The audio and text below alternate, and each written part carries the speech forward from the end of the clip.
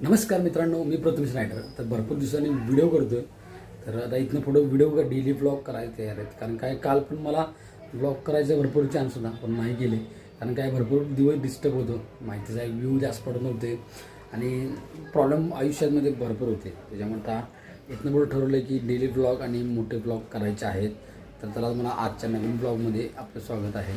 तर मी प्रथमेश रायडर, तर डेली ब्लॉगमध्ये आपलं स्वागत आहे. तर हे आपली हिमालयन, तिकडे लावले आपले स्प्लेंडर. ही ॲक्टिव्ह आहे, ही पण ॲक्टिव्ह आहे, ती पण आपल्या वडिलांची स्प्लेंडरच आहे. मस्त आज वातावरण एक नंबर झाले.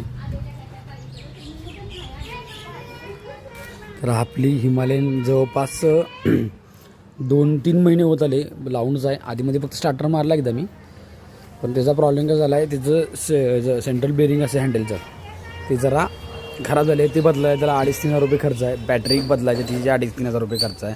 आणि मध्ये मी तर काढेल तेव्हा त्याचा ब्रेक जरा कमी लागला, म्हणजे लागलाच नव्हता मला.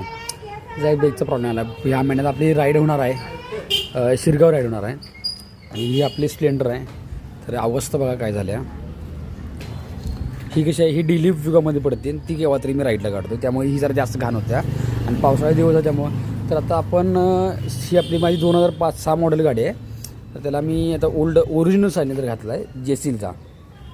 मी गाडी सेलिंग करतो आहे, त्यामध्ये त्याचा इंडिकेटर तुटला आहे वगैरे, टाकी डल पडल्या, भरपूर प्रकारे. ही लाईटी पण ह्याच्या तिकडं लाईट तुटला आहे, इकडं लाईट डल पडला आहे, टवळं वगैरे. जवळपास ह्याच्यामध्ये आता आपण ह्याच्यामध्ये केरळा मॉडिफिकेशन करणार आहे हळूहळू टप्प्यानं. तर केरळा मॉडिफिकेशनमध्ये पुढचं शॉकअप वाढवणार आहे, मागचं शॉकअप नवीन टाकणार आहे, आणि बॉडी पार्ट्स वगैरे चेंजेस होणार, हळूहळू टप्प्याटप्प्यानं होणार.